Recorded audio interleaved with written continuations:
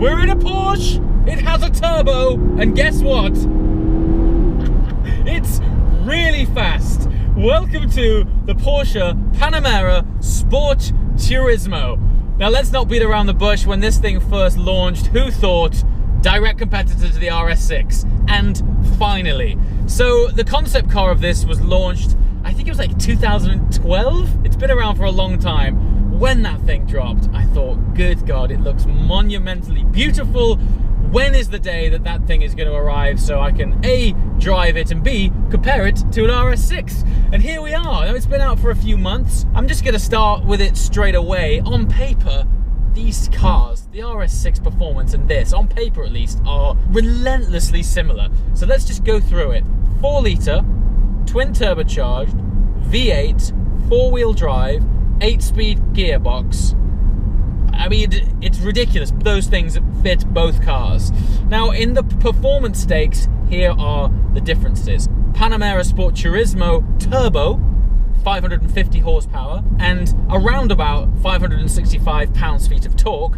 RS6 Performance, 605 horsepower, and 553 pounds-feet of torque. There is one thing to address. While the numbers are currently in favour of the RS6, it is the performance version, and we are in the turbo version of the Sport Turismo. Porsche have launched a Turbo S version, which is also a hybrid, which has quite a lot more torque, and it is also up in the 600 plus horsepower range.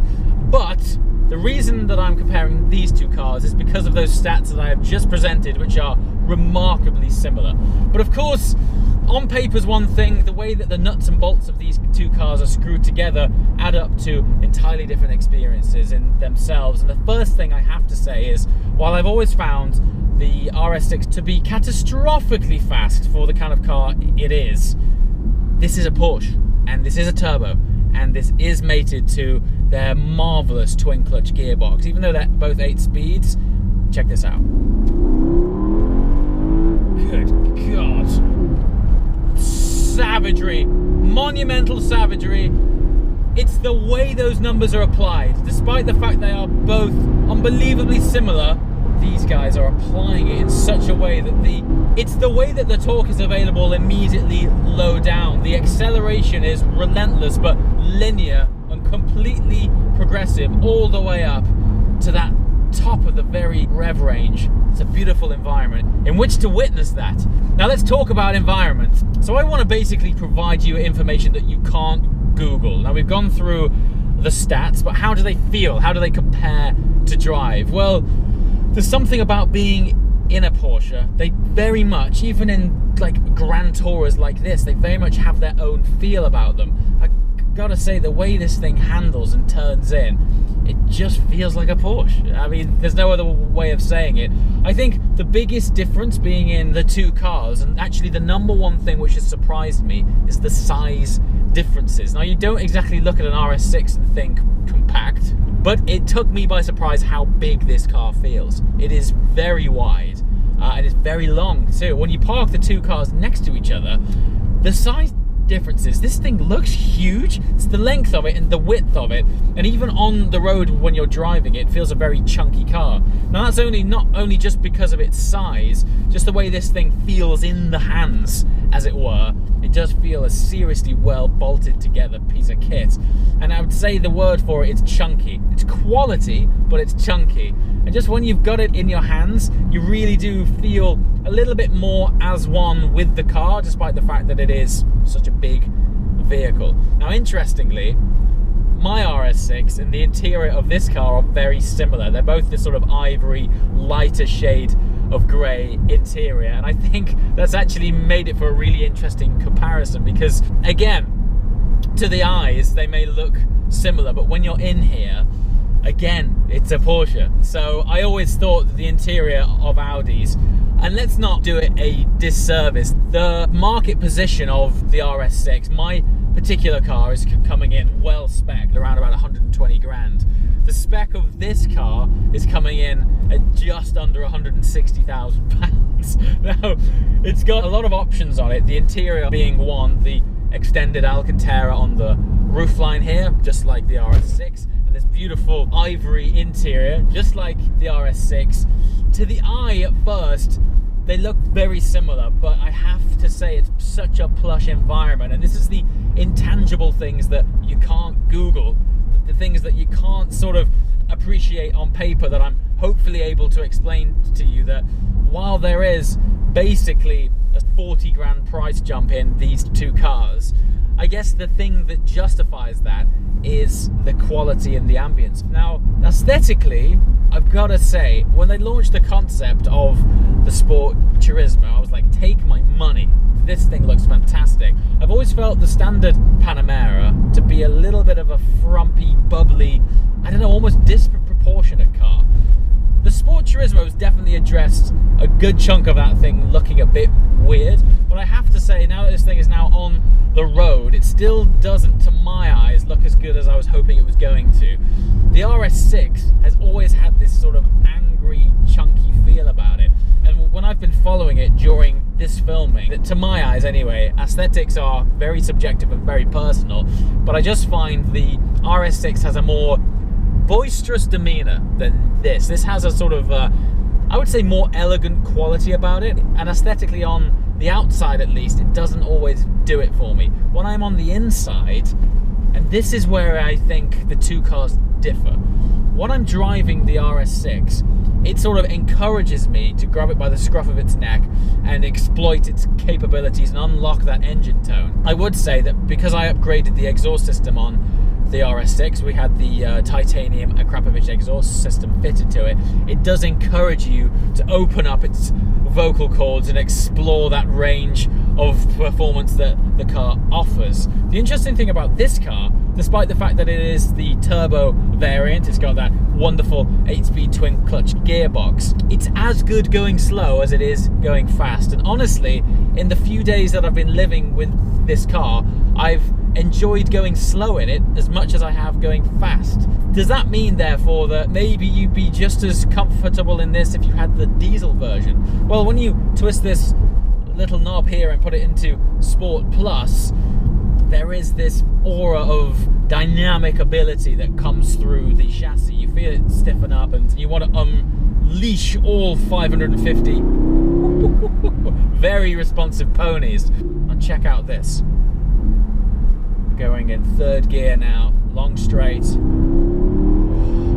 Surges. Yes, we need to slow down now. Very quickly, we are in the realms of unacceptable. But the way it does it, as I'm sure you can hear, is more limousine-esque in comparison to the RS6. Speaking of which, let's jump in the other one and compare them and see how they feel.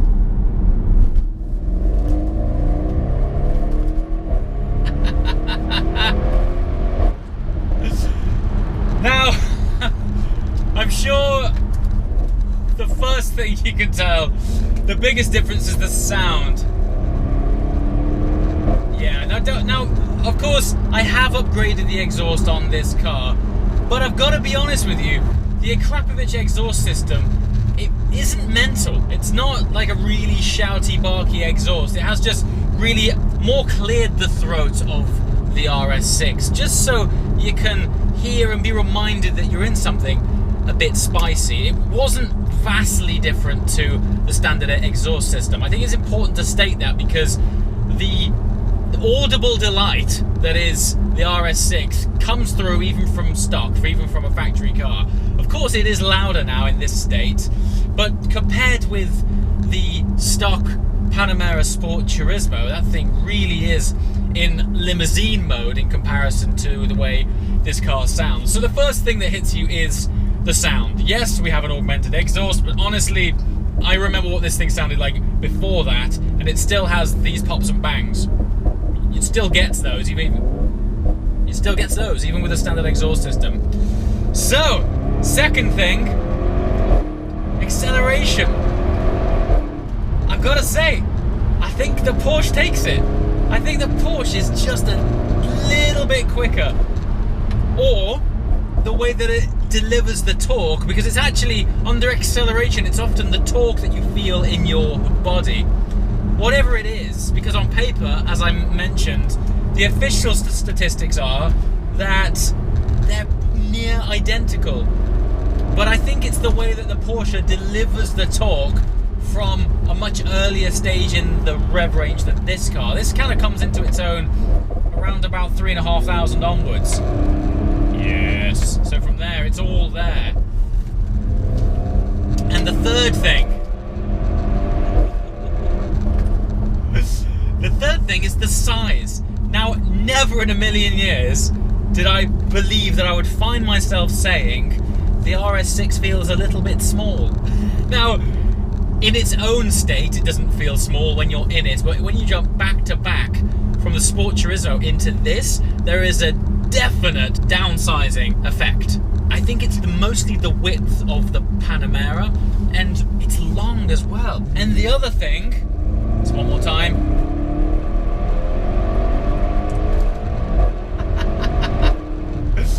Yeah, after a few of these flat-out runs, I'm pretty confident that the Porsche feels quicker. Once again, whether it is or not, we'll have to do a drag race one day. Unfortunately, I don't have an empty runway to myself right now. But I've got to tell you, the sort of things that you can't Google. You want to know what this really feels like? I truly believe the Porsche feels faster. Having said that, the sense of occasion upon planting your foot, I think, is definitely greater in the RS6. I gotta say that this thing is still crazy.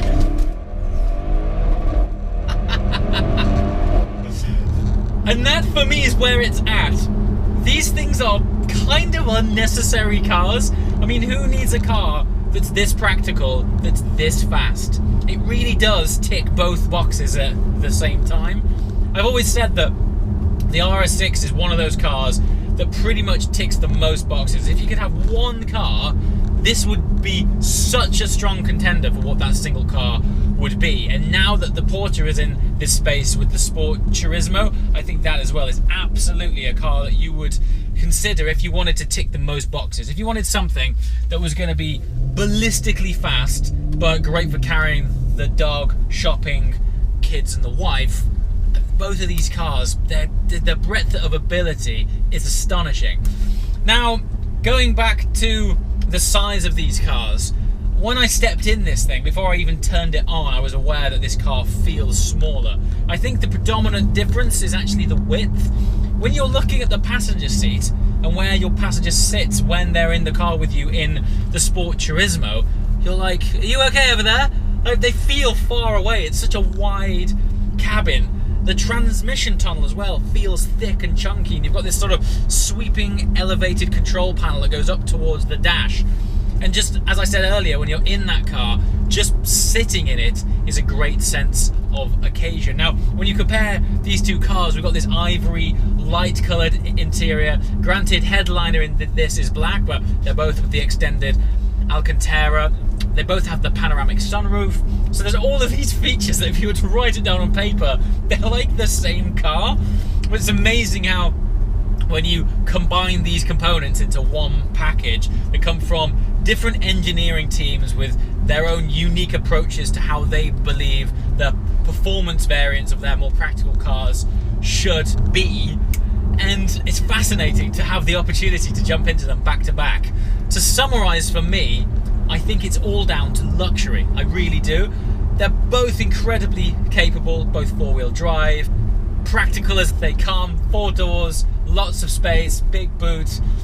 But the Porsche delivers luxury on a level that is just above this car. We have to remember that this is, you know, this is like a 4-year-old car in comparison to the Panamera, and the interface is starting to feel a little bit dated. It's something that you wouldn't really think about until you jump into a modern car. Porsches do interiors to such a high standard that jumping in them back to back, you are aware that there is a little bit of plastickiness going on about this, and there's a lot more of the analog feel about it than there is in the Porsche. Having said that, the environment in which to sit and absolutely smash miles, this is so awesome. I've got to say as well, the driving positions are unbelievably similar. There is one thing which I prefer about the Porsche, in that you can just drop the rear of the seat down just a tad, so basically your bum sits lower, and for a slightly snugger, more performance orientated driving position, that's what I prefer. But this is pretty much spot on. Now interestingly, if you watch this channel regularly, you'll know that I class myself, I guess, as somewhat of a gearbox snob. What I mean by that is I'd either a manual gearbox or a dual clutch gearbox like the one found in the Porsche. The gearbox in this, even though this is also an 8-speed, this is a more conventional automatic. Now, this might be the first time that I've ever said this, because it's one of the reasons I kind of have never gelled with the Aventador, is because the gearbox is a little bit sloppy unless you're really on it. Interestingly, when you're on it in this, the way that it slams home a gear just delivers that, just another sense of connection that yes, you have pulled that paddle and it's slammed in the next gear. The gearbox in the Porsche, while it is definitely superior, the way it delivers it is so seamless that it's basically an audible tone change. You sort of obviously are aware that it's initiated that shift, but the way that this does it, there's a nice tap in the, listen to that, there's a nice tap in the back that just, it's just there. It just gives you a nice little nudge to say, yes sir, you have initiated the shift. Oh, it's great. I know which one I would have. As absolutely luxurious as it is to be within the confines of that luxurious cave from Porsche, for my sporty practical car, I'm still finding this to tick more boxes than the Porsche from a sense of occasion, right? To sit in, to amble and to be in, the Porsche takes it. It is a more beautiful environment, and it feels a lot more modern and up to date, as it should. But from a driving interaction, I love this thing. It's so good. Comments below. I want to know what you guys think. How would you separate these two cars? What would you say is the sort of thing that differentiates them the most? Is what I've said what you expected, or did you expect the turbo version of this car to eat the RS6 alive? I wasn't sure either, but I wanted to bring it to you firsthand, hopping in these two cars back to back. There's one thing, guys. The algorithm on YouTube is a funny thing these days, and I've had lots of people emailing me and putting in messages that they haven't had alerts when new videos have gone live. So, if you like the content, please, if you go to the channel, next to the subscribe button is a little bell. If you click that, you'll get alerts of when the new videos go live. So if you like the content, please subscribe. If you haven't, that would be amazing. And if you are an existing subscriber, hit that bell and you'll be first to know when brand new content goes live. As always, guys, thanks for watching, and I shall see you very soon. Ciao.